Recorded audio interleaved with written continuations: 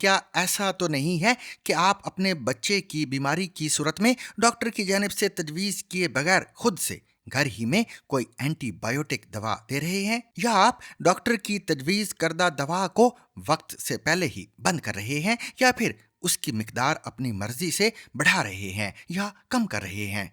बच्चों की सेहत पर तहकीक करने वाले दो सरकर्दा माहिरीन की एक तहकीक के मुताबिक सन 2022 में दुनिया भर में 30 लाख से ज़्यादा बच्चों की अमवात ड्रग रेजिस्टेंस की वजह से हुई। ऐसा तब होता है जब बैक्टीरिया या दूसरे माइक्रोबिस एंटीबायोटिक्स के खिलाफ मज़ाहमत पैदा कर लें और अद्वियात असर करना छोड़ दें। इस मामले में अफ्रीका और जनूबी मशरकी एशिया के बच्चों में सबसे ज़्यादा खतरा देखा गया है। इंसानों में किसी भी इन्फेक्शन के खिलाफ दवा के कम असर करने की हालत को एंटी माइक्रोबियल मुज़ाहमत यानी AMR कहा जाता है। AMR यानी एंटीबायोटिक अद्वियात के खिलाफ मज़ाहमत जिस्म में उस वक्त शुरू होती है जब इन्फेक्शन का सबब बनने वाले पैथोजेंस इतने मजबूत हो जाएं कि एंटीबायोटिक अद्वियात असर करना बंद कर दें। इसे आलमी सेहत के लिए एक बड़ा खतरा करार दिया जा रहा है।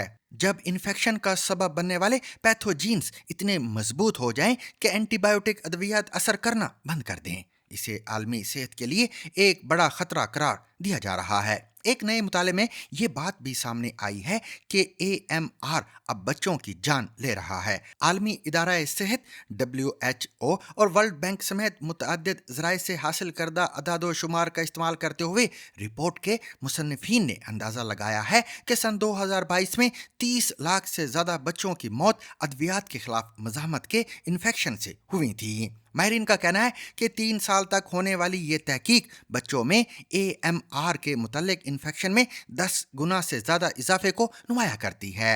एंटीबायोटिक्स का इस्तेमाल बहुत हद तक बैक्टीरियल इन्फेक्शन के इलाज या रोकथाम के लिए किया जाता है। जिल्द के इन्फेक्शन से लेकर नमूनिया तक हर तरह के मर्ज के लिए एंटीबायोटिक्स का इस्तेमाल होता है।